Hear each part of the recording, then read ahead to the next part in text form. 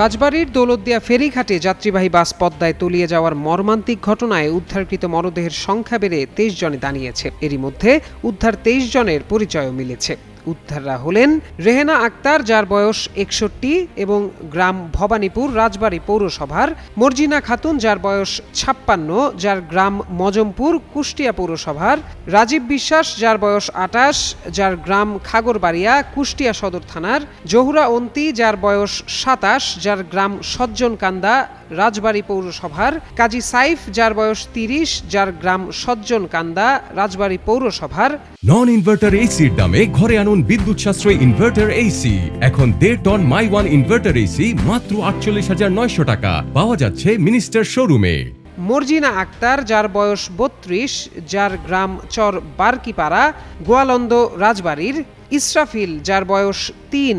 যার গ্রাম ধুসুন্দু খোকসা কুষ্টিয়ার, সাফিয়া আক্তার রিন্থি, যার বয়স ১২, যার গ্রাম চর বারকিপাড়া গোয়ালন্দ রাজবাড়ীর, ফাইজ শাহানুর, যার বয়স ১১, যার গ্রাম ভবানীপুর কালুখালী রাজবাড়ির, তাজবিদ, যার বয়স ৭, যার গ্রাম সজ্জনকান্দা রাজবাড়ী পৌরসভার, আরমান খান, যার বয়স ৩১, যার গ্রাম পশ্চিম খালখোলা বালিয়াকান্দি রাজবাড়ির, নাজমিনা জেসমিন, যার বয়স ৩০, যার গ্রাম বেলগাছি কালুখালী রাজবাড়ির, লিমা আক্তার, যার বয়স ২৬, যার গ্রাম রামচন্দ্রপুর রাজবাড়ী সদরের, জ্যোৎস্না,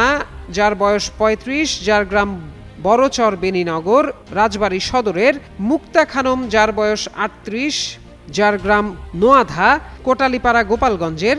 নাসিমা, যার বয়স ৪০, যার গ্রাম মথুয়ারাই পার্বতীপুর দিনাজপুরের, আয়েশা আক্তার, যার বয়স ৩০, যার গ্রাম বাগধুনিয়া পালপাড়া আশুলিয়া ঢাকার, সোহা আক্তার, যার বয়স ১১, যার গ্রাম রাজবাড়ী পৌরসভায়, আয়েশা সিদ্দিকা, যার বয়স ১৩,